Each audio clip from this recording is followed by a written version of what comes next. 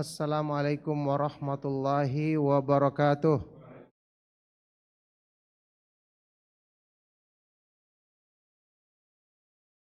Innal hamdalillah nahmaduhu wa nasta'inuhu wa nastaghfiruh wa na'udzu billahi min syururi anfusina wa min sayyiati a'malina. May yahdihillahu fala mudhillalah wa may yudlil fala hadiyalah. Wa asyhadu an la ilaha illallah wahdahu la syarikalah wa asyhadu anna Muhammadan abduhu wa rasuluh. Ya ayyuhalladzina amanu taqullaha haqqa tuqatih wa la tamutunna illa wa antum muslimun. Ya ayyuhan nasu taqu rabbakumul ladzi khalaqakum min nafsin wahidah wa khalaqa minha zawjaha wa batha minhuma rijalan katsiran wa nisaa'a wattaqullaha alladzi tasaaluna bihi wal arham innallaha kana 'alaikum raqiba. Ya ayyuhalladzina amanu taqullaha wa qulu qawlan sadida yuslih lakum a'malakum wa yaghfir lakum dhunubakum wa may yuti'illaha wa rasulahu faqad faza fawzan 'azima. Allahumma salli wa sallim wa barik ala nabiyyina Muhammadin wa ala alihi wa ashabihi wa man tabi'ahum bi ihsanin ila yaumiddin, amma ba'du. Barakallahu fikum. Bapak, ibu-ibu, ikhwan dan akhwat fiddin rahimakumullah. Alhamdulillah, kita bersyukur kepada Allah Subhanahu wa taala atas semua limpahan nikmat dan karunia-Nya. Kita bersyukur kepada Allah Subhanahu wa taala yang memberikan taufiknya kembali kepada kita di waktu duha ini untuk melanjutkan kajian kita membahas kitab kecil yang sangat bermanfaat, kitab Minhajul Firqatin Najiyah, metode beragama golongan yang selamat, wa ta'ifatil mansurah, dan selalu mendapatkan pertolongan dari Allah Subhanahu wa taala. Tulisan dari Syekh Muhammad bin Jamil Zainu rahimahullahu taala. Barakallahu fikum. Pembahasan kita yang terakhir sampai di pembagian tauhid yang 3 macam, sampai yang ketiga, yaitu tauhid nama-nama dan sifat-sifat Allah.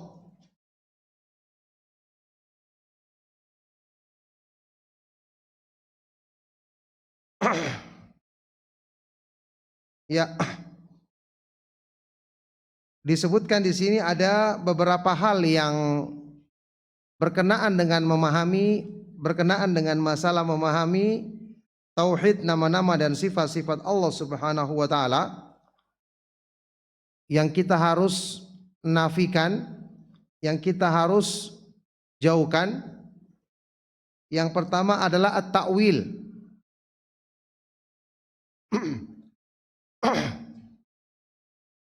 Sebenarnya lebih tepat kalau disebut at-tahrif, menyelewengkan makna.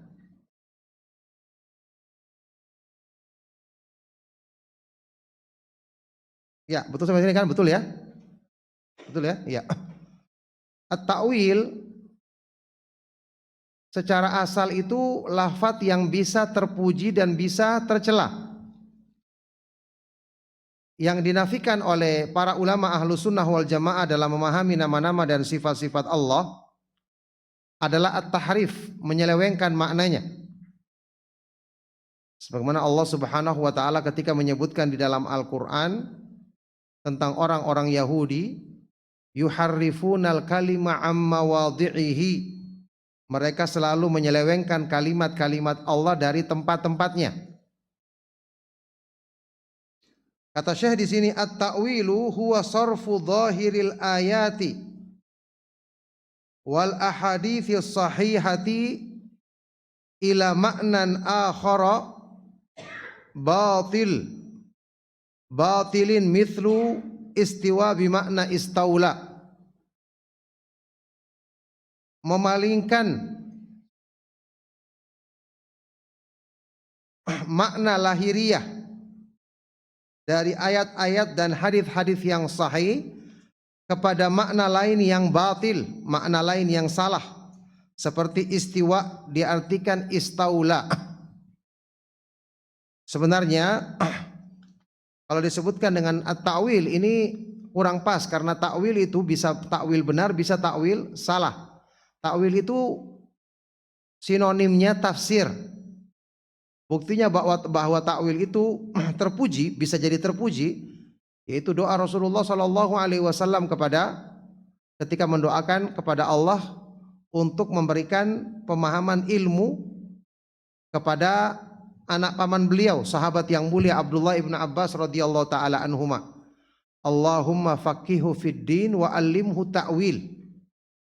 Ya Allah, ajarkanlah kepadanya pemahaman agama dan ajarkanlah kepadanya at-ta'wil, yakni tafsir Al-Quran. Naam. Ya Allah, jadikanlah dia paham agama dan ajarkanlah kepadanya tafsir Al-Quran. Jadi yang disebutkan di dalam keterangan para ulama itu yang dinafikan adalah at-tahrif, menyelewengkan. Jadi makna tekstual dari Al-Quran dan hadis-hadis yang sahih tidak boleh kita palingkan kecuali kalau ada dalilnya. Kecuali kalau ada dalilnya. Itulah yang namanya tafsir. Kalau tidak ada dalilnya berarti ini namanya tahrif, menyelewengkan. Nah, contoh yang dicontohkan di sini sudah pas, yaitu mereka mengartikan istiwa dengan makna istaula. Istaula artinya menguasai. Sedangkan istiwa artinya maha tinggi di atas arsy-Nya. Ini yang ditafsirkan oleh para ulama Ahlus Sunnah wal Jamaah, bahkan disebutkan di dalam Sahih Imam Bukhari dari ulama salaf yang mengartikan firman Allah Subhanahu wa taala, "Tsumma stawa 'alal arsy." Kemudian Allah Subhanahu wa taala beristiwa maha tinggi di atas arsy-Nya. Itu diartikan para ulama terdahulu yaitu ala wartafa'a. Allah maha tinggi di atas arsy-Nya. Karena arsy itu adalah makhluk Allah yang paling besar dan paling tinggi. Dan Allah Subhanahu wa ta'ala dialah al-aliyu al-muta'ali, yang maha tinggi, artinya maha tinggi di atas semua makhluknya. Sebagaimana juga makna maha tinggi yang lain, yaitu maha tinggi sifat-sifatnya. Juga maha tinggi kekuasaannya. Uluwul qahar. Maha tinggi keperkasaannya, sehingga tidak ada yang bisa luput dari pengaturan Allah, dari ketentuan yang Allah berikan kepada semua makhluknya. Jadi lafaz yang lebih dekat dengan dalil adalah tahrif. Yang harus kita nafikan adalah tahrif, yaitu menyelewengkan makna Al-Quran dan hadis Nabi SAW kepada makna yang lain, terutama dalam memahami nama-nama dan sifat-sifat Allah. Ya. Contoh seperti ketika Allah berfirman di dalam Al-Quran, wa jaa rabbuka wal malaku saffan saffa, dan Rabbmu datang. Allah Subhanahu wa ta'ala datang pada hari kiamat, dan malaikat juga datang berbaris-baris. Mereka yang mengatakan yang datang ini perintah Allah, yang datang ini keputusan Allah. Dari mana pengertian seperti ini? Sekarang ketika Allah berfirman dengan Al-Quran, kira-kira tujuannya menjelaskan atau mengaburkan? Menjelaskan. Kalau menjelaskan itu bahasanya jelas atau samar? Bahasanya jelas. Ya, kalau ada yang mengatakan sama antum, Ustadz sudah datang. Ada yang mengatakan, oh bukan Ustadz yang datang cuma kitabnya. Atau yang datang istrinya. Kan tidak benar kan? Ini kita katakan orang ini tidak jelas pembicaraannya. Yang kedua, sekarang apakah bahasa Arab itu kekurangan kalimat, kekurangan kosakata sampai untuk mengatakan Allah datang harus diartikan itu datang perintah Allah atau datang keputusannya? Ya tinggal sebut saja misalnya Ja'a amrullah, datang keputusan Allah, datang perintah Allah. Kan banyak kosakata dalam bahasa Arab. Orang itu ketika berbicara menggunakan bahasa isyarat, kemungkinan tujuannya apa? Orangnya tidak pandai berbicara, tidak fasih bahasanya. Al-Quran bahasanya fasih, jelas atau tidak fasih dan samar? Fasih. Yang kedua, mungkin saja fasih bahasanya tapi ada yang dia takutkan sehingga dia pakai bahasa isyarat. Allah ada yang dia takutkan? Tidak ada. Allah Subhanahu wa taala Maha Kuasa atas segala sesuatu. Jadi semua kemungkinan dari apa yang mereka takwilkan ini tidak ada sebenarnya. Ini hanya dipaksa-paksakan sesuai dengan akal mereka karena kaidah yang rusak yang mereka miliki, yaitu mereka selalu mengatakan tidak boleh kita mensifati Allah seperti yang ada pada makhluk, karena mengatakan sifat yang seperti ada pada makhluk berarti menyamakan atau menyerupakan. Ini kaidah yang salah. Ini keliru. Menetapkan asal sifat tidak mesti menyerupakan. Sudah pernah kita contohkan beberapa kali kan? Ya, di antara manusia saja, di antara makhluk saja kita menyebutkan satu lafaz bisa berbeda artinya sesuai dengan keadaan makhluk itu. Ya, sesuai dengan keadaan makhluk itu. Kalau kita mengatakan misalnya sifat yang ada pada makhluk, kita katakan sifat besar, bisa berbeda-beda. Ya, untuk makhluk yang kecil seperti semut, misalnya ada semut yang besarnya seperti handphone, besar kita anggap kan? Masa semut seperti handphone, besar banget. Tapi tetap kecil dibandingkan yang lain. Ya. Misalnya gajah, besarnya seperti rumah, ini baru besar. Tapi kalau kita katakan gajah hanya seperti sapi, berarti kecil. Jadi kalimat besar pun itu bisa berbeda-beda sesuai dengan kepada siapa kita nisbatkan. Ya, jadi sifat itu diartikan sesuai dengan kepada siapa kita mensifatinya. Tidak bisa dikatakan sama secara mutlak. Contoh yang jelas dalam nama-nama dan sifat-sifat Allah seperti Allah As-Sami, mendengar. Manusia apakah mendengar? Tapi apakah sama pendengarannya? Tidak, ini punya pendengaran, ini punya pendengaran. Tapi Allah maha sempurna pendengarannya. Tidak ada yang luput dari pendengarannya. Adapun manusia jelas terbatas pendengarannya. Allah melihat atau maha melihat, Al-Basir. Manusia juga melihat, tapi berbeda hakikatnya. Karena penglihatan Allah sempurna, tidak ada yang luput darinya. Adapun manusia terbatas. Terus seperti itu. Baik sifat-sifat yang maknawi atau sifat-sifat yang lainnya, seperti yang sudah pernah contohkan, sifat wajah. Ya, wajah di antara manusia saja berbeda-beda. Wajah laki-laki perempuan berbeda, wajah laki-laki saja beda satu sama lain. Wajah manusia dengan binatang berbeda, padahal dikatakan wajah semua. Maka ini jelas tidak menunjukkan bahwa kalau kita menetapkan asal sifat berarti kita menyerupakan. Ya, inilah syubhat mereka. Dengan syubhat seperti ini mereka menolak semua sifat-sifat Allah, padahal Allah menetapkan bagi dirinya di dalam ayat-ayat Al-Quran, dan tentu Allah lebih tahu sifat-sifat kemuliaan yang pantas bagi dirinya. Makanya ayat-ayat seperti ini tidak pernah ada satu riwayat pun dari sahabat yang mereka takwilkan atau mereka maknakan, oh di sini maksudnya istawa, di sini istaula. Oh maksudnya datang di sini yang datang perintah Allah. Tidak pernah ada nukilan dari para sahabat yang mengatakan demikian. Menunjukkan mereka telah memahami ini adalah sifat keagungan dan kebesaran Allah yang sesuai dengan kemahatinggian dan kemahaagungannya. Adapun sifat makhluk sesuai dengan kelemahan dan kekurangannya sebagai makhluk. Baik, berikutnya yang kedua at-ta'til. Apa artinya at-ta'til? Menolak. Ya. Menolak atau mengingkari. Ya, betul.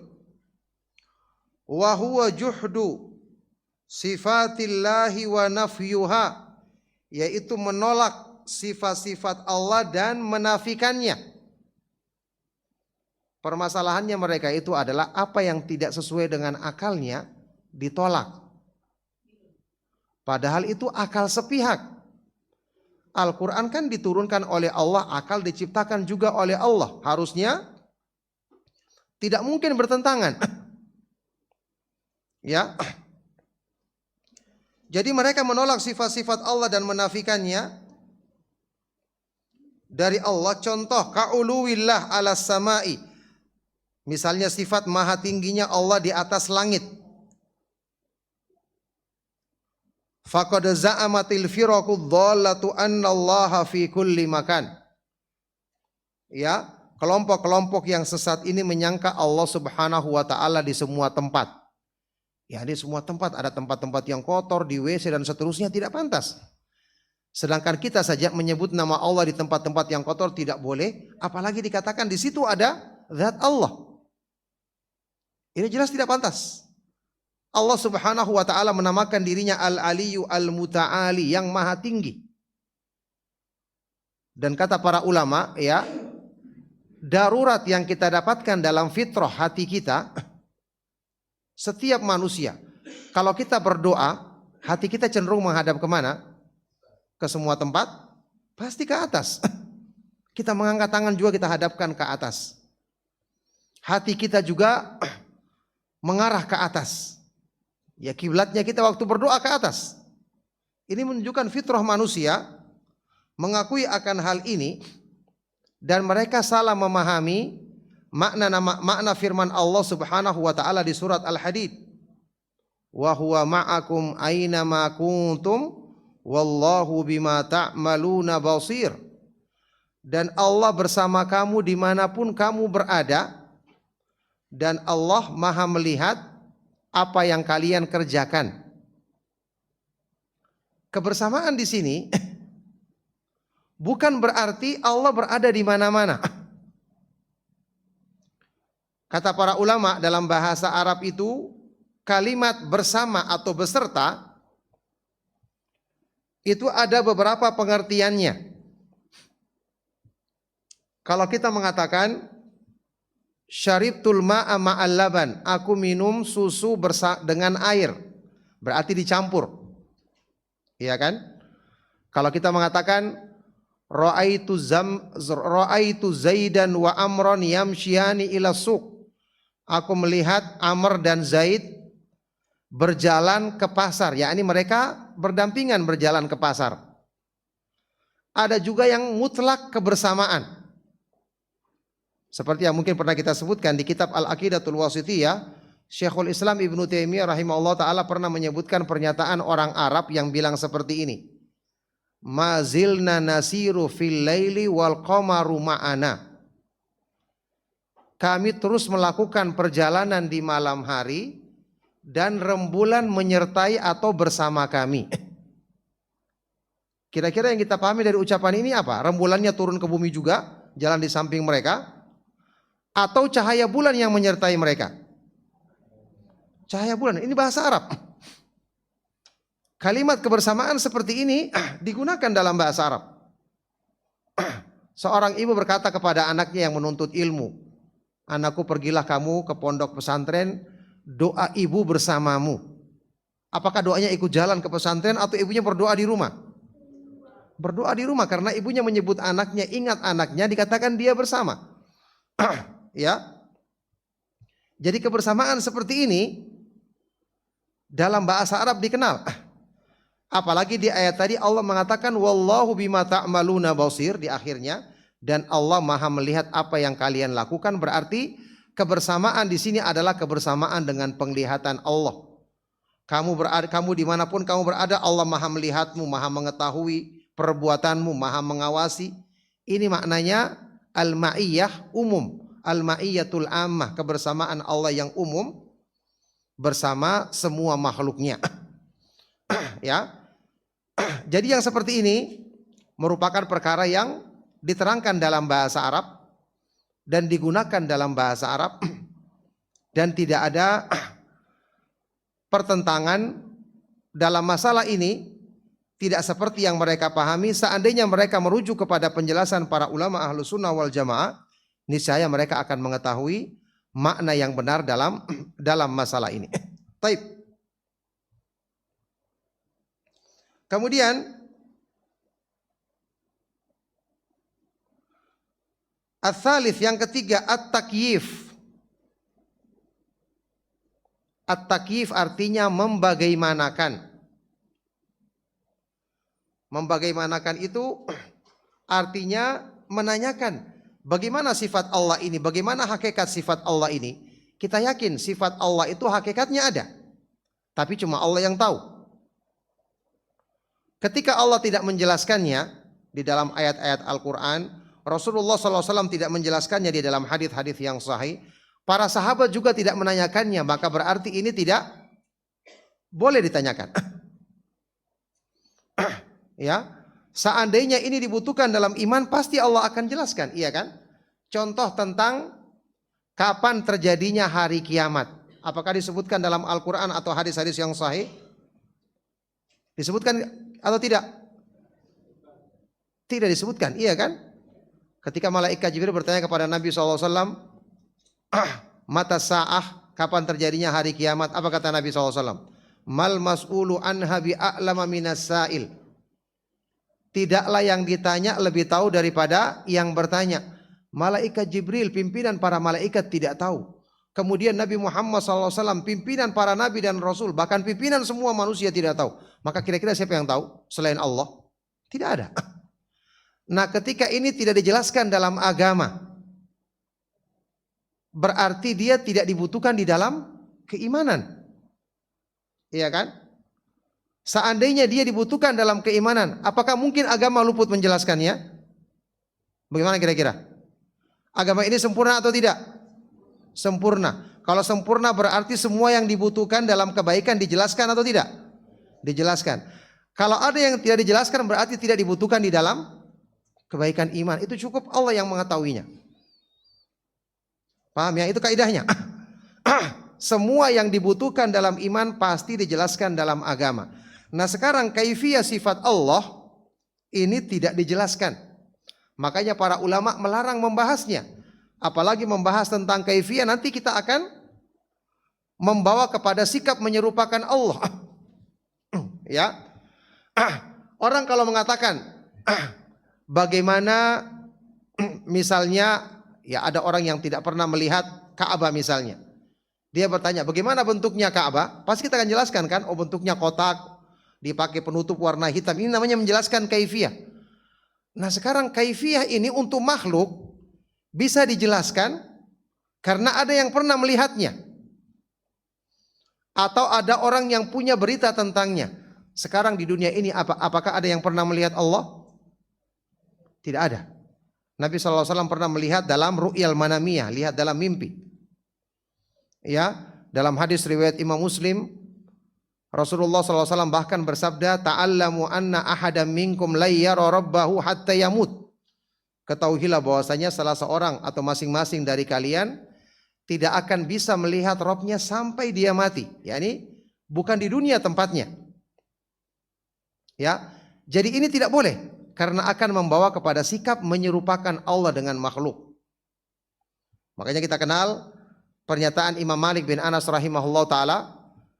Sewaktu ada yang menanyakan tentang kaifiyah apa? Istiwa. Kaifal istiwa? Bagaimana istiwanya Allah itu?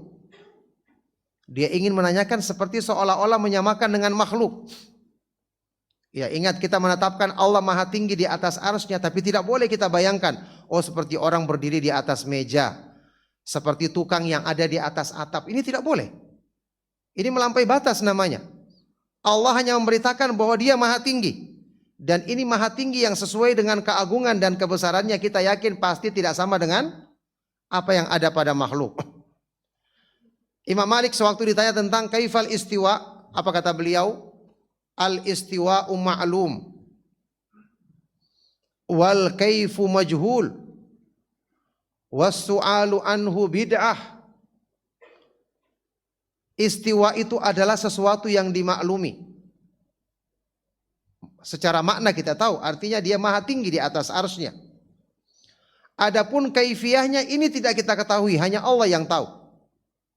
Wal imanu bihi wajib, mengimaninya adalah wajib, dan menanyakan tentangnya adalah bid'ah. Di akhirnya Imam Malik mengatakan, akhriju hadzal mubtadi, keluarkanlah orang ahlul bid'ah ini yang menanyakan masalah seperti ini. Karena terlihat ciri-cirinya bahwa dia adalah bertanya untuk menjadi sebab fitnah dan penyimpangan. Intinya ini tidak boleh kita tanyakan. Ya, ingat dalam Islam itu, dalam perkara agama ada yang namanya sunnah untuk dilakukan atau sunnah untuk kita ucapkan. Ada juga yang namanya sunnah tarkiyah, sunnah ditinggalkan. Tidak boleh kita lakukan. Ya, seperti berdalam-dalam dalam urusan agama, menanyakan sesuatu yang ya belum terjadi. Ini perkara yang tidak boleh dilaksanakan di dalam Islam. Kita harus meninggalkan perkara seperti ini karena hal-hal yang seperti ini bisa menjadi sebab kebinasaan, naudzubillahi min dzalik. Ya. Ada orang yang bertanya, Ustadz, kalau kita sholat di atas bulan menghadapnya kemana? Ya, ini pertanyaan buat apa seperti ini? Harusnya kita katakan, ya sudah, nanti kalau antum sudah sampai di bulan baru telepon saya.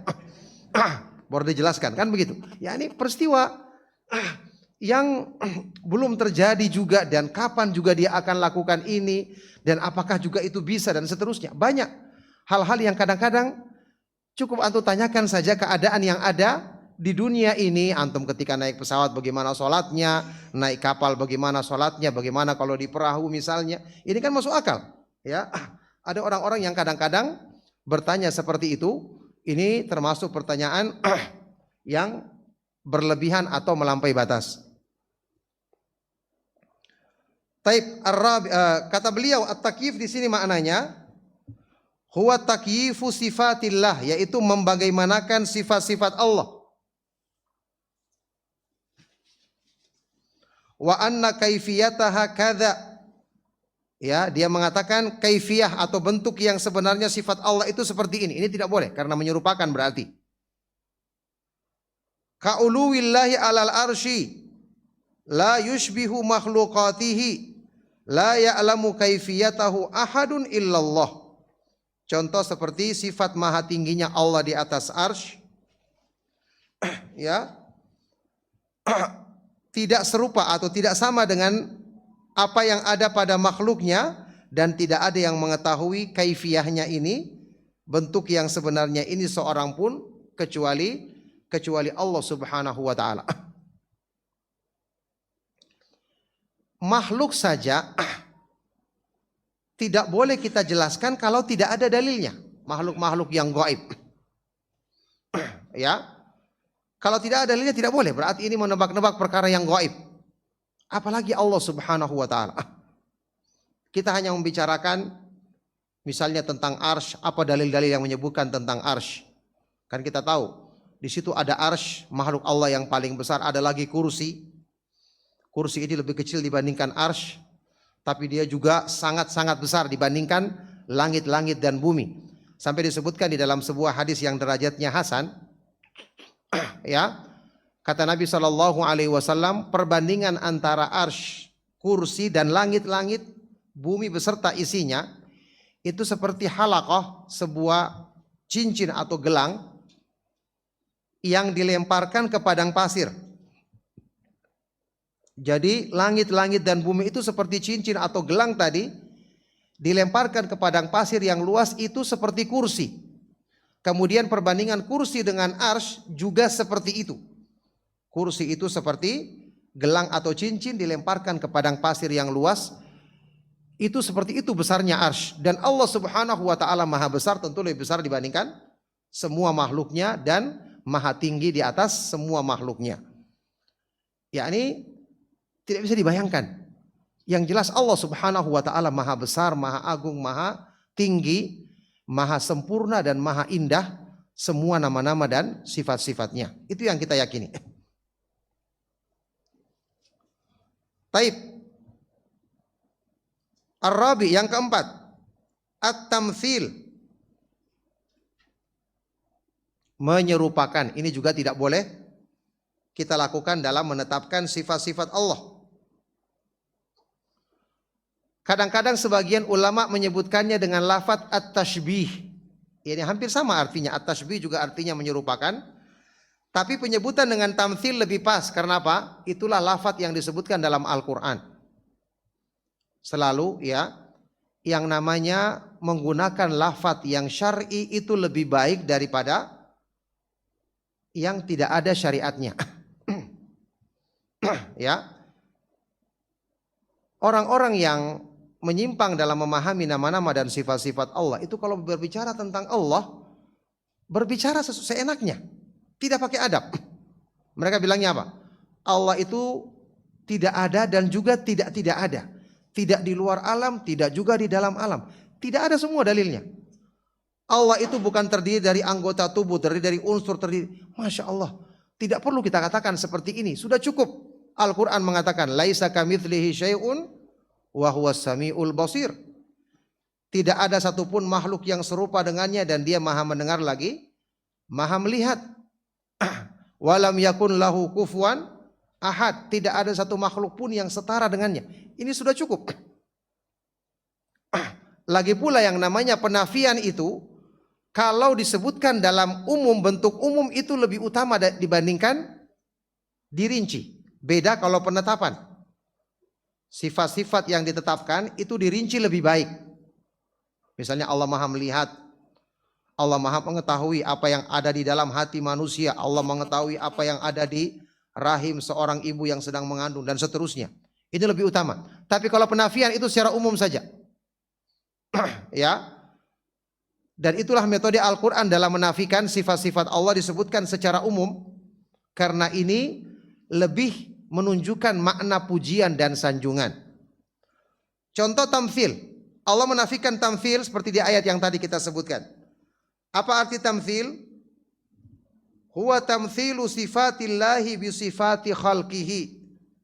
Yaitu menyerupakan sifat-sifat Allah dengan sifat makhluknya. Fala yuqalu, maka tidak boleh orang mengatakan yanzilullahu ilas sama'i kanuzulina. Wa hadisun nuzul rawahu Muslim. Maka tidak boleh kita mengatakan Allah itu ketika turun ke langit dunia seperti turunnya kita misalnya di tangga. Turunnya kita dari kursi. Turunnya kita dari tempat tidur. Ini tidak boleh. Berarti menyerupakan namanya. Allah memberitakan tentang dirinya sebagaimana yang disebutkan di dalam hadis riwayat Imam Al-Bukhari dan Muslim tentang Allah turun setiap malam di sepertiga malam yang terakhir. Hadisnya riwayat Bukhari dan Muslim, iya kan? Kata Rasulullah sallallahu alaihi wasallam, "Yanzilu Rabbuna ila sama'id dunya kulla lailatin hina yabqa thuluthul lailil akhir." Fayaqul man yas'aluni man yad'uni fa astajiba lahu wa man yas'aluni fa'utiyahu wa man yastaghfiruni fa aghfir lahu. Ya, wa man yas'alni fa'utiyahu wa man yastaghfirni fa aghfir lahu. Rabb kita Allah Subhanahu wa taala turun ke langit dunia setiap malam ketika tersisa sepertiga malam yang terakhir. Lalu dia berfirman, siapa yang meminta kepada aku berdoa maka aku akan kabulkan. Siapa yang memohon aku akan berikan permohonannya. Siapa yang memohon ampun aku akan berikan pengampunan kepadanya. Berarti ini keutamaan sepertiga malam yang terakhir. Para sahabat memahami Allah turun dengan makna yang hakiki. Tapi tidak sama dengan apa yang ada pada makhluk. Karena Allah maha agung, maha besar. makhluk penuh dengan kelemahan dan kekurangan, pasti berbeda sifatnya. Ya, ini yang kita fahami. Jadi tidak boleh kita mengatakan turunnya Allah itu seperti turunnya kita di tangga misalnya, atau di kasur dan seterusnya. Ini berarti menyerupakan Allah dengan makhluk, dan ini hukumnya kufur dalam Islam. Kata salah seorang ulama terdahulu, man syabbahallaha bi khalqihi faqad kafar. Barang siapa yang menyerupakan Allah dengan makhluknya, maka sungguh dia telah kafir. Apalagi ini jelas tidak pantas. Allah Subhanahu wa taala Maha tinggi, Maha agung, Maha sempurna, Maha mulia, bagaimana mungkin diserupakan dengan makhluk yang penuh dengan kelemahan dan kekurangan. Makanya perbuatan syirik jelas termasuk menyerupakan Allah dengan makhluk. Ya, karena bagaimana mungkin makhluk dijadikan tempat minta pertolongan, meminta hajat, kan tidak pantas. Makhluk sendiri meminta hajatnya kepada Allah. Kalau bukan Allah yang memenuhi hajatnya, dia tidak akan bisa lahir sebagai makhluk, dia tidak akan bisa makan, tidak bisa minum. Nah, yang seperti ini lemahnya masa diminta dijadikan tempat bersandar atau tempat meminta hajat dan kebutuhan. Maka perbuatan syirik jelas ini termasuk menyerupakan Allah Subhanahu wa taala dengan makhluknya. Taib. Wa minal kadhibi nisbatu hadat tashbihi ila Syekhul Islam Ibn Taimiyah rahimahullah ta'ala idh lam najidhu fi kitabihi bal wajadna nafyahu litamthili wat tashbih. Dan termasuk kedustaan yang disebarkan oleh sebagian dari orang-orang yang membenci pemahaman sunnah, yaitu menisbatkan tentang at-tashbih ini, menyerupakan Allah dengan makhluk, bahwa ini adalah pendapatnya Syekhul Islam Ibn Taimiyah. Ini dusta. Sungguh demi Allah, Syekhul Islam Ibn Taimiyah justru membantah dengan keras orang-orang yang menyeleweng dalam memahami nama-nama dan sifat-sifat Allah, termasuk masalah menyerupakan ini, at-tamtsil. Ya, karena kita tidak dapati dalam kitab-kitab beliau, dan kitab-kitab beliau dicetak dan tersebar. Bahkan yang kita dapati adalah beliau jelas-jelas menafikan, mengkafirkan orang yang menyerupakan Allah, menyamakan Allah dengan makhluknya. Ya, ini ada yang disebutkan kisah dari seorang sejarawan, ya, atau yang suka berkelana ke sana kemari, yang mengatakan bahwa dia pernah mengunjungi Syekhul Islam Ibn Taimiyah rahimahullah ta'ala. Kemudian Ibn Taimiyah mengatakan bahwa Allah turun ke langit dunia seperti aku turun dari mimbar ini. Ini dusta dan tidak benar. Karena para ulama yang lain seperti Imam Ibnu Qayyim atau murid-muridnya tidak pernah ada yang menukil ini dari beliau. Ya. Dan yang seperti ini sepakat para ulama jelas kufurnya. Masa perkara yang seperti ini beliau tidak fahami? Jelas-jelas ayat Al-Quran banyak menyebutkan larangan menyerupakan Allah dengan makhluk. Maka ini adalah perkara atau penisbatan yang tidak benar kepada Syekhul Islam Ibn Taimiyah. Apalagi kitab-kitab beliau sekarang dicetak, tersebar. Kalau seandainya ada, pasti itu akan disebutkan atau dinukilkan di dalam kitab-kitab beliau tersebut. Jadi di sini jamaah sekalian rahimakumullah, Bapak Ibu, ikhwan dan akhwat, hafidhakumullah, saat ini banyak orang-orang yang berpemahaman menyimpang dari akidah Ahlus Sunnah wal Jamaah berusaha mencari celah untuk melemahkan dakwah sunnah. Alhamdulillah kita yakin dakwah sunnah ini ditolong. Cuman kan kita perlu tahu ilmu.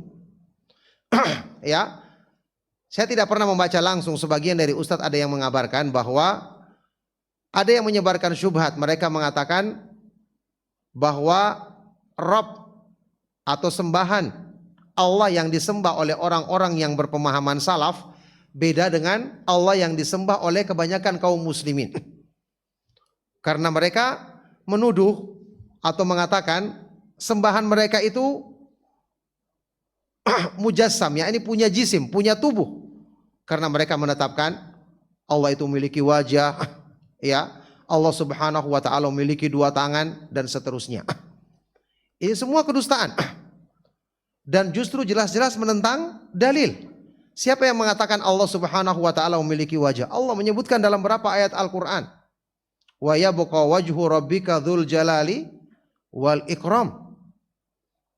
Dan akan kekallah wajah Rabbmu yang memiliki keagungan dan kemuliaan. Kullu syai'in halikun illa wajha. Segala sesuatu akan binasa kecuali wajah Allah Subhanahu wa taala. Dan di dalam hadis-hadis yang sahih, Rasulullah SAW ketika menyebutkan orang beramal dengan ikhlas, ibtigha'a wajhihi, mencari wajah Allah, mengharapkan wajah Allah. Ini semua jelas. Siapa yang menyebutkan bahwa dia memiliki wajah? Allah Subhanahu wa taala sendiri. Cuman permasalahannya mereka selalu mengatakan kalau kita menetapkan wajah berarti kita menyamakan dengan makhluk. Inilah yang batil. Karena kita katakan kembali, apakah Anda mengatakan meyakini Allah itu punya ilmu, al-alim? Iya. Lah makhluk juga punya ilmu. Berarti menyamakan. Apakah Anda meyakini Allah itu ada? Iya, meyakini ada. Makhluk juga ada. Binatang juga ada. Dunia ini ada. Apakah sama keberadaannya? Jelas mereka mengatakan beda. Nah sama, kalau di sini beda, di sini juga berbeda. Ya, kalau kita bisa membedakan satu hal yang merupakan sifat Allah berarti juga sama dengan membedakan yang lain. Ini yang mereka salah dan menyimpang dalam memahaminya sehingga mereka hanya menafikan yang sesuai dengan akal, menetapkan yang sesuai dengan akal. Sekarang pertanyaannya, akal siapa yang dipakai? Semua orang punya akal yang berbeda-beda. Nah, dan siapa yang lebih mengetahui tentang sifat yang pantas bagi dirinya melebihi Allah Subhanahu wa taala? Allah berfirman, "A antum a'lamu amillah?" Apakah kalian lebih tahu dibandingkan Allah Subhanahu wa taala? Sedangkan sifat manusia saja Allah lebih tahu, apalagi sifat Allah Subhanahu wa taala yang maha tinggi dan maha sempurna, yang tentu Allah Subhanahu wa taala yang lebih mengetahuinya. Siapa yang mengatakan bahwa Allah Subhanahu wa taala memiliki kedua tangan? Allah sendiri yang menyebutkan dalam Al-Qur'an, "Bal yadahu mabsutatani yunfiku kaifa yasha." Bahkan kedua tangan Allah terbentang. Yang Allah berinfak, memberikan rezeki kepada makhluknya sesuai dengan kehendaknya. Jangan diartikan tangan di sini seperti tangan yang ada pada makhluk. Ini jelas yang keliru. Kita katakan sifat Allah ini sesuai dengan keagungan dan kebesarannya karena Allah yang menetapkannya di dalam ayat-ayat Al-Qur'an dan juga ditetapkan di dalam hadis-hadis yang sahih. Nah,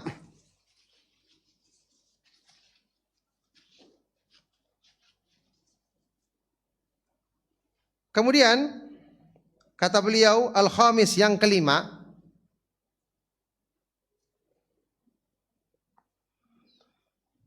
ada juga perkara yang penting untuk dipahami dalam memahami nama-nama dan sifat-sifat Allah, yaitu at-tafwid. At-tafwid artinya memasrahkan. Ini dilarang dan dicela oleh para ulama salaf, padahal kalau didengar lafadznya itu seolah-olah benar. Ada yang namanya kelompok mufawwidhah. Mereka ini menolak sifat Allah tapi caranya halus. Bagaimana caranya? Kalau dia mengatakan terang-terangan, Allah tidak punya sifat, Allah tidak mencintai, Allah tidak meridhai, Allah tidak memiliki wajah dan seterusnya. Kan terang-terangan menolak, iya kan? Tapi yang mereka lakukan caranya halus. Inilah yang namanya ahlu tafwid. Mereka mengatakan seperti ini. Kita menetapkan dan mengatakan ada sifat-sifat Allah. Tapi kita tidak tahu maknanya, yang tahu maknanya hanya Allah. Ini salah. Salahnya dari sisi mana?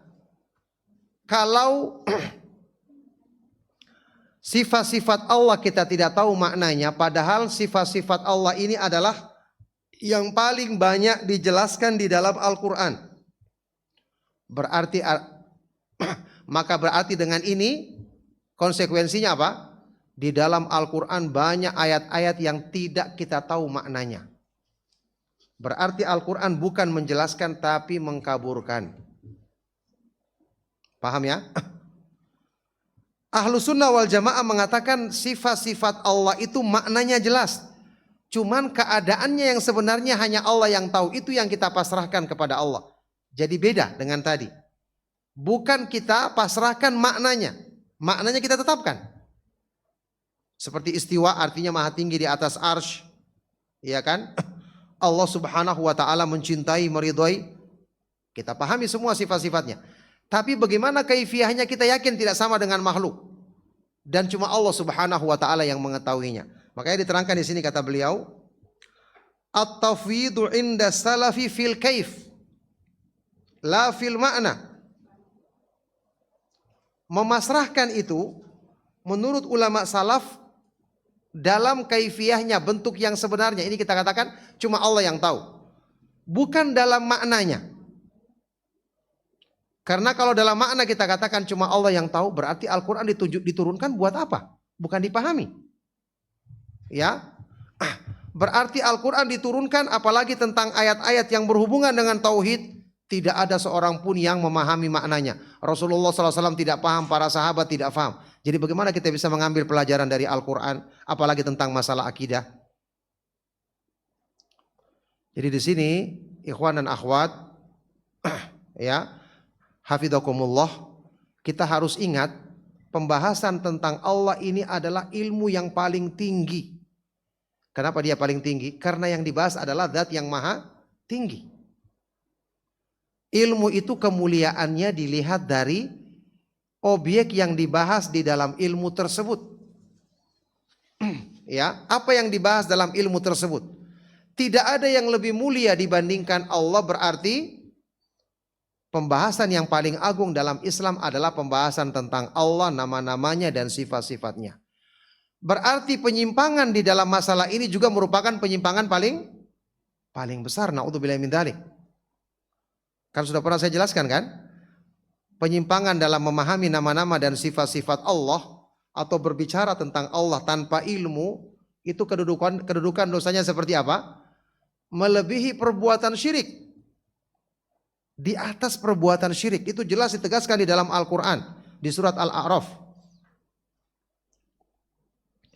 Kedudukan penyelewengan dalam masalah ini itu melebihi perbuatan syirik. Na'udzubillahi min dzalik. Allah subhanahu wa ta'ala berfirman, Qul innama harrama rabbiyal fawahisha ma dhahara minha wa ma batana wal ithma wal bagya bi ghairil haqqi wa an tusyriku billahi ma lam yunazzil bihi sultana wa an taqulu 'ala Allahi ma la ta'lamun. Kul, katakanlah ya Rasulullah,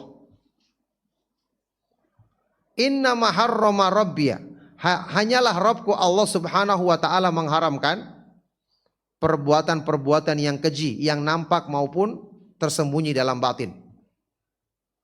Ini tingkatan dosa. Di atasnya lagi wal ithma, dosa-dosa yang lain. Di atasnya lagi wal bagya bi ghairil haq, menganiaya tanpa alasan yang benar. Di atasnya lagi wa antusyriku billahi ma lam yunazzil bihi sultana, dan kamu melakukan perbuatan syirik kepada Allah yang Allah tidak turunkan keterangan atau dalil tentangnya. Dan di atasnya lagi wa antaqulu 'alallahi ma la ta'lamun, dan kamu berkata tentang Allah dengan sesuatu yang kamu tidak punya ilmu, tidak punya dalil tentangnya. Ini kata Imam Ibnu Qayyim rahimahullah taala. Di ayat ini Allah menjelaskan urutan-urutan dosa dari yang bawah sampai yang paling tinggi. Ternyata di atas syirik masih ada dosa yang lebih buruk, yaitu berkata tentang Allah, membicarakan tentang nama-nama dan sifat-sifat Allah tanpa ilmu. Di sini ikhwan dan akhwat fiddin rahimakumullah, yang selalu kita katakan, ya, orang itu sangat bersyukur seorang hamba ketika dia mendapat hidayah, mengenal manhaj salaf. Ya, karena manhaj ini sesuai dan masuk akal. Contoh tadi tentang sifat-sifat Allah, ketika antum menghadap Allah pada hari kiamat, ya, kemudian Allah akan menanyakan kepada kita, bagaimana kalian memahami sifat-sifatku misalnya. Kalau antum menjawab, ya Allah saya memahaminya sesuai dengan apa yang engkau beritakan di dalam ayat-ayat Al-Quran dan yang diberitakan oleh nabimu yang mulia, Nabi Muhammad SAW di dalam hadis-hadis yang sahih. Saya tidak menyerupakan dengan makhluk, saya tidak membagaimanakannya, tidak menolak sifat-sifatmu, dan tidak menyelewengkan kandungan maknanya. Kira-kira dengan jawaban seperti ini kita selamat atau tidak? Selamat, karena kita menetapkan apa adanya. Ya, tapi bagaimana misalnya orang yang menolak sifat Allah, dia mengatakan istawa artinya istaulah. Allah menanyakan kepadanya, dalam firmanku saya mengatakan jelas, thumma stawa alal arsh, kemudian Allah istiwa di atas arsh. Ar-Rahmanu alal arsi istawa. Allah yang maha pemurah beristiwa di atas arsh. Kenapa kamu palingkan maknanya? Pasti ini akan menjadikan kebingungan hamba tersebut. Saya mengatakan wajah rabbuka wal malaku soffan soffa, dan Rabbmu datang. Kamu mengatakan yang datang perintahnya. Dari mana kamu ambil ini semua? Jadi pemahaman yang menyimpang ini justru mempersulit, dan memang tidak masuk akal pemahaman seperti ini. Akhirnya malah menuduh Al-Quran itu tidak jelas makna dari lafaz-lafaznya. Kalau kita ingin belajar Al-Quran, kita harus takwilkan dulu, kita harus belajar filsafat dulu. Ya, akhirnya semua orang nanti bisa, ini menjadi peluang, semua orang akan mengatakan, ini bukan maknanya seperti ini, kan bisa ditakwilkan. Sekarang kan takwil tidak ada ukurannya, hanya ukurannya akal. Orang yang pertama mengatakan yang menurut akal saya begini maknanya. Orang yang kedua mengatakan apa? Menurut akal saya seperti ini. 10 orang, 10 akal, 10 perbedaan. Iya kan? Sampai-sampai kata para ulama, itulah sebabnya kenapa ya di dalam Al-Quran itu kita pahami harus sesuai dengan zahirnya yang diturunkan dalam bahasa Arab, iya kan? Inna ja'alnahu Qur'anan Arabiyyan la'allakum ta'qilun. Sesungguhnya kami turunkan, kami jadikan Al-Quran berbahasa Arab supaya kamu bisa memahaminya. Ada penafsiran-penafsiran Al-Quran yang disebut penafsiran batin. Ya, ini dicela oleh para ulama. Karena kalau seandainya diperbolehkan penafsiran yang batin seperti ini atau ada kiasan dalam Al-Quran, semua orang akan mencari makna sesuai dengan keinginannya. Oh, ini maknanya secara zahir, perintah tentang sholat, tapi ini maksudnya adalah bukan tentang sholat seperti yang dikerjakan oleh Nabi SAW. Jelas ini batil. Kita yakini ketika Al-Quran memerintahkan wa aqimus sholat, dirikanlah sholat, maksudnya adalah sholat seperti sholatnya Rasulullah SAW yang bersabda apa? Sallu kama ra'aitumuni usolli. Demikian itu juga puasa dan semuanya. Kalau kita biarkan orang semua menakwilkannya sesuai dengan akalnya, maka masing-masing nanti orang akan dapat lagi pemahaman baru. Dia mengatakan, oh ayat ini artinya seperti ini, oh ayat ini kita takwilkan seperti ini. Akan rusak nantinya Al-Quran. Tidak ada pengertian yang jelas. Dan kalau Al-Quran tidak punya pengertian yang jelas, berarti tidak bisa menjadi argumentasi kan? Di hadapan Allah tidak akan bisa menjadi argumentasi, karena masing-masing orang mengatakan, ya Allah saya mengamalkan Al-Quran tapi sesuai dengan pemahamanku. Datang lagi orang yang kedua, saya mentakwilkannya seperti ini. Yang ketiga, akhirnya tidak ada kejelasan. Akhirnya rusak agama ini.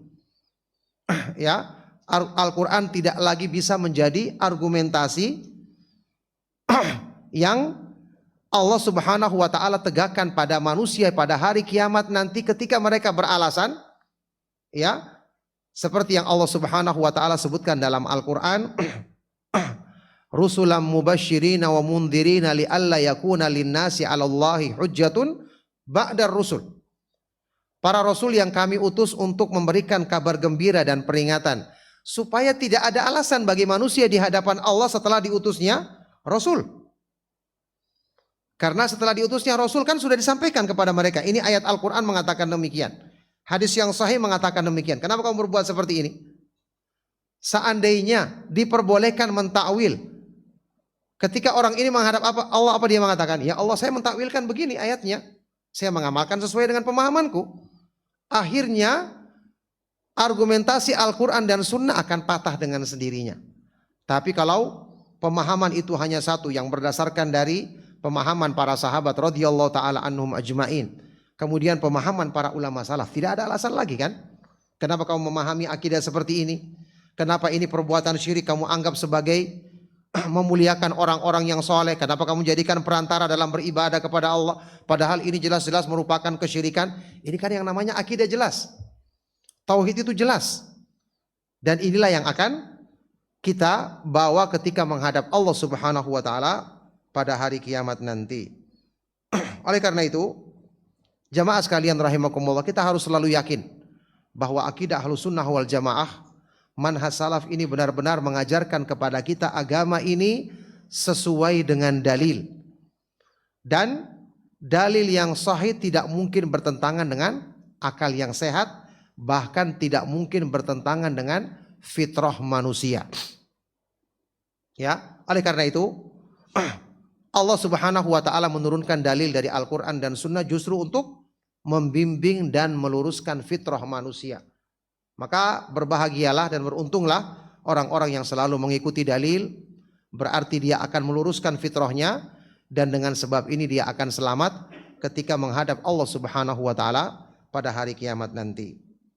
Contoh di sini, mathalan fal istiwa'u mathalan ma'nahul ulu alladzi la ya'lamu kaifiyatahu illallah. Contoh sifat istiwa, ya. Maknanya kita ketahui, artinya al-ulu wal irtifa, maha tinggi di atas arsy. Tetapi kaifiyahnya kita serahkan kepada Allah, tidak ada yang mengetahui kecuali Allah Subhanahu wa taala semata-mata. Jadi itulah jamaah sekalian rahimakumullah, beberapa perkara penting yang perlu kita perhatikan dalam memahami nama-nama dan sifat-sifat Allah. Dan ingat, kaidah-kaidah seperti ini penting untuk kita faham. Jadi kita bisa menjawab syubhat. Ketika ada yang menyampaikan syubhat di depan kita, kita bantah dengan kaidah seperti ini.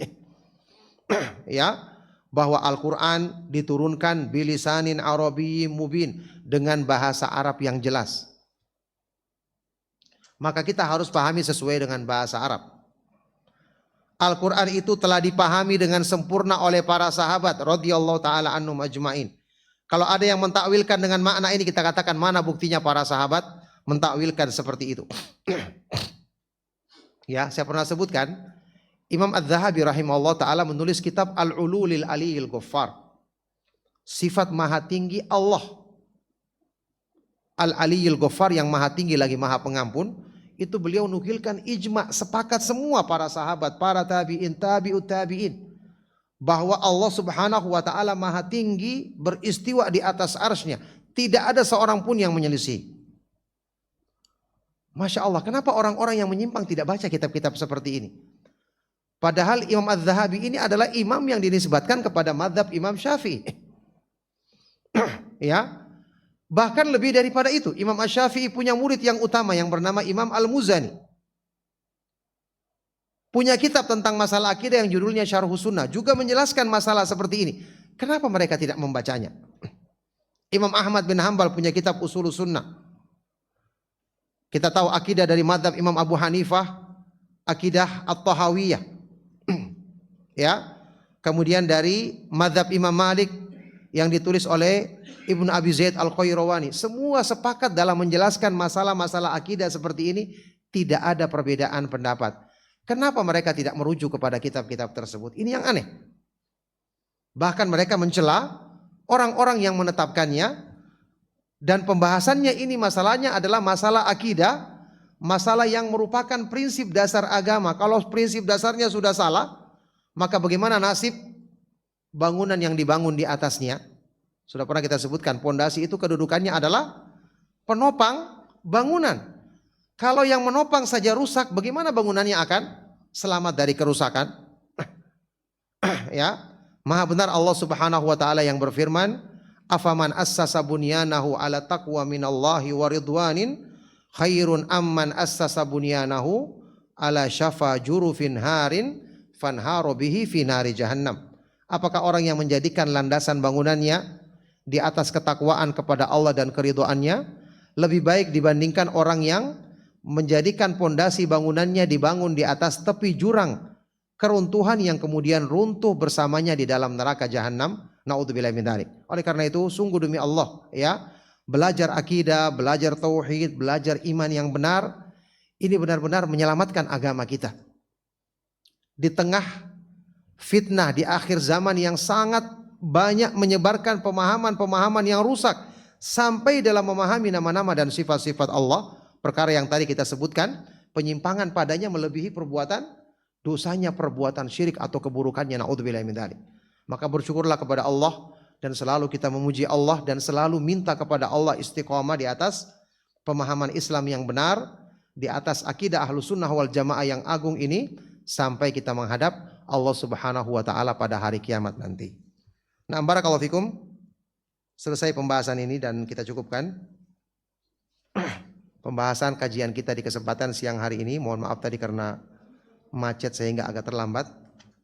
Semoga Allah Subhanahu wa taala memudahkan kita untuk selalu memahami agama ini dengan benar dan mengamalkannya dalam kehidupan kita sehari-hari. Semoga Allah Subhanahu wa taala senantiasa memberikan hidayah kepada kita dan kepada kaum muslimin tentu saja. Kita doakan agar mereka semua kembali kepada pemahaman agama Allah Subhanahu wa taala yang lurus, sebagaimana kita mendoakan diri kita dan kaum muslimin agar selalu dimudahkan istiqamah di atas Al-Qur'an, di atas sunnah Rasulullah sallallahu alaihi wasallam dengan pemahaman para sahabat radhiyallahu taala anhum ajmain sampai kita semua menghembuskan nafas yang terakhir. Barakallahu fikum. Sebelum kita akhiri, kalau ada pertanyaan maka saya persilakan. Nah.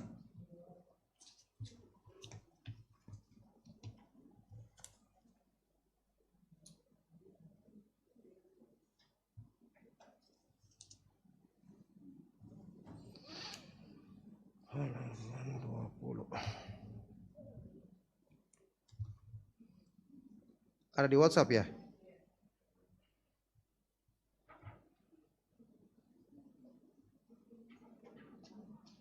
Tahu.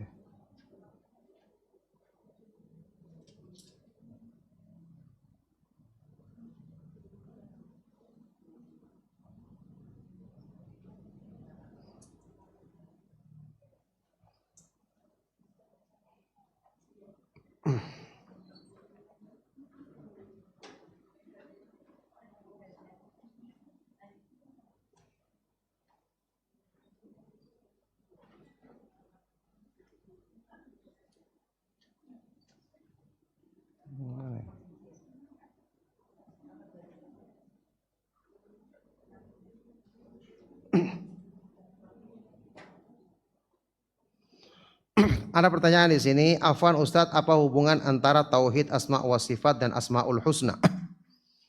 Asmaul husna itu artinya nama-nama Allah yang maha indah. Ya, jadi asma itu artinya nama-nama. Kalau satu namanya al-ismu, disifati dengan al-husna karena dia itu menunjukkan sesuatu yang maha indah, maha baik.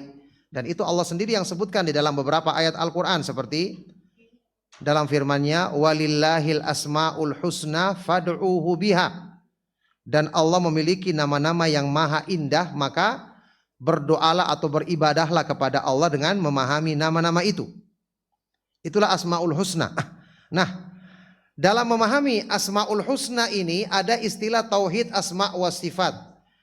Artinya kita harus mentauhidkan Allah, yakni mengesahkan Allah dalam nama-nama dan sifat-sifatnya, yaitu kita menetapkan nama-nama dan sifat-sifat Allah, tapi kita yakini nama-nama dan sifat-sifat Allah ini hanya Allah yang memilikinya dengan makna yang sempurna, yang maha tinggi, yang maha agung, tidak seperti apa yang ada pada makhluk.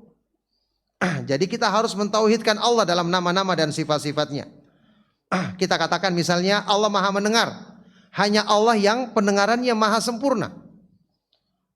Ya, tidak ada satupun yang luput dari pendengarannya. Makanya kalau ada orang yang misalnya dia berdoa atau meminta atau menyeru kepada makhluk yang jauh, makhluk itu tidak bisa mendengar dari jauh, berarti ini syirik, karena seolah-olah dia mengatakan makhluk ini bisa mendengar dari tempat yang jauh, padahal ini yang bisa melakukannya hanya Allah Subhanahu wa taala As-Sami yang maha sempurna pendengarannya.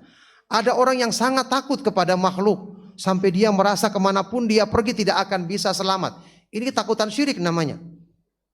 Karena makhluk Tidak mungkin bisa menjangkau kita dimanapun kita berada. Yang bisa seperti ini hanya Allah Subhanahu wa Ta'ala yang sempurna pengawasannya, sempurna kekuasaannya, bisa mengadab kita dimanapun kita berada, dan tidak akan bisa yang ada seorang pun yang lolos dari kekuasaannya. Ini hanya milik Allah. Maka tidak boleh kita jadikan ada makhluk yang memiliki sifat seperti ini. Itu artinya mentauhidkan Allah Subhanahu wa Ta'ala dalam nama-nama dan sifat-sifatnya. Ustadz, apakah Al-Haq termasuk nama Allah? Iya, Al-Haq termasuk nama Allah, disebutkan dalam Al-Quran. Dzalika bi annallaha huwal haq. Yang demikian itu karena Allah Subhanahu wa Ta'ala dialah Al-Haq. Dan ini disebutkan di dalam beberapa ayat Al-Quran.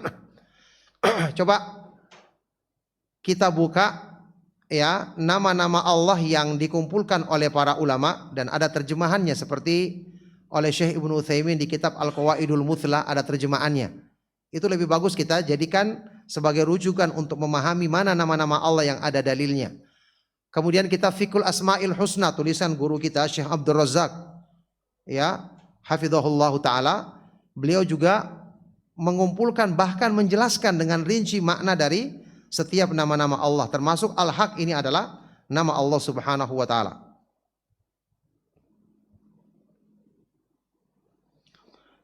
Iya, apakah Allah disifati dengan Jamal? Ya, maha indah atau kemaha indahan, dan diberi nama dengan Al-Jamil. Betul, karena ada dalilnya. Dalam hadis riwayat Imam Muslim, Rasulullah SAW mengatakan, Innallaha jamilun yuhibbul jamal. Sesungguhnya Allah Subhanahu wa Ta'ala adalah Al-Jamil, maha indah, maha bagus, gitu ya terjemahan bebasnya kita. Dan dia mencintai keindahan. Ini nama yang tetap karena Rasulullah SAW sendiri yang mensifatinya, yang menyebutkan nama tersebut di dalam hadis sahih riwayat Imam Muslim. Nah, oleh karena itu, karena Allah Subhanahu wa Ta'ala itu maha indah, maka orang yang mengenal Allah pasti dia akan mencintai Allah. Karena manusia itu fitrahnya mencintai keindahan. Jadi kita sekarang melihat pemandangan yang indah. Ketika kita melihat satu produk yang indah, kita suka, tertarik. Padahal keindahan makhluk terbatas, iya kan? Bagaimana kalau kita kenal yang maha indah? Ya, kata Imam Ibnu Qayyim rahimahullah taala, man arafallaha bi asma'ihi wa sifatihi wa af'alihi ahabbahu la mahalata. Barang siapa yang mengenal Allah dengan nama-namanya yang maha indah, sifat-sifatnya yang maha tinggi, dan perbuatan-perbuatannya yang maha terpuji, pasti dia akan mencintai Allah. Nah,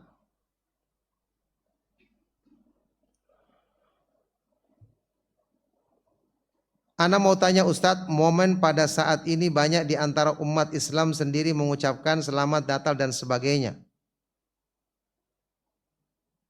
Saat ini pertanyaan kapan ini? Udah lewat mungkin ini ya. Bagaimana dengan sebagian orang yang mengaku mimpi ketemu Nabi atau Nabi Khadir? Ya, namanya yang benar itu Khadir, bukan Haidir, bukan Khidir, yang benar Khadir. Atau Nabi hadir di sini ya. Nabi hadir ke majelisnya, atau Nabi mencium lutut sewaktu haji telah membatalkan keislaman orang tersebut. Iya. Katakan sama dia, siapa yang jadi saksi dalam mimpinya? Apakah ada yang bisa masuk orang dalam mimpinya? Semua orang bisa mengaku seperti ini. Ya, ada hadis Rasulullah SAW yang sahih riwayat Bukhari dan Muslim. Rasulullah SAW bersabda, man ra'ani fil manami faka'annama ra'ani fil yaqdah wala yatamatsalu biha syaitan. Ini hadis sahih. Barang siapa yang melihat aku dalam mimpi, seolah-olah dia melihat aku di alam sadar, dalam keadaan terjaga. Karena syaitan tidak bisa menyerupai diriku. Banyak orang yang mengaku melihat Nabi, wah ini pasti benar karena syaitan tidak bisa mengaku, tidak bisa menyerupai Nabi SAW. Jawabannya betul, syaitan tidak bisa menyerupai Nabi SAW, tapi syaitan bisa menyerupai orang Arab dan mengaku sebagai Nabi. Bagaimana Anda mengetahuinya? Yang bisa dibenarkan bertemu atau mimpi melihat Nabi SAW adalah para sahabat yang mereka melihat langsung bagaimana fisik beliau SAW, atau para ulama yang mereka memahami dari hadis-hadis yang sahih bagaimana karakteristik ya dari ciri-ciri Nabi SAW.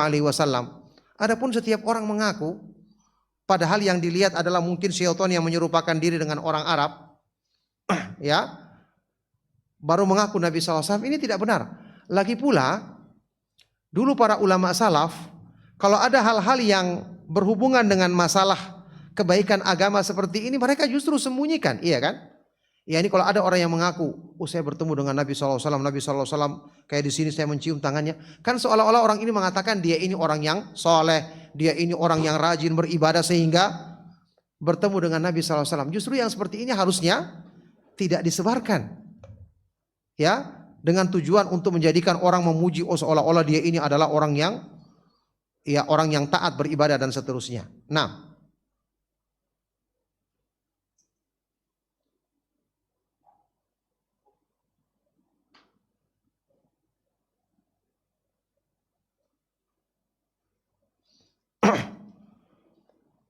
ya, saya pernah membaca ayat Al-A'raf 54.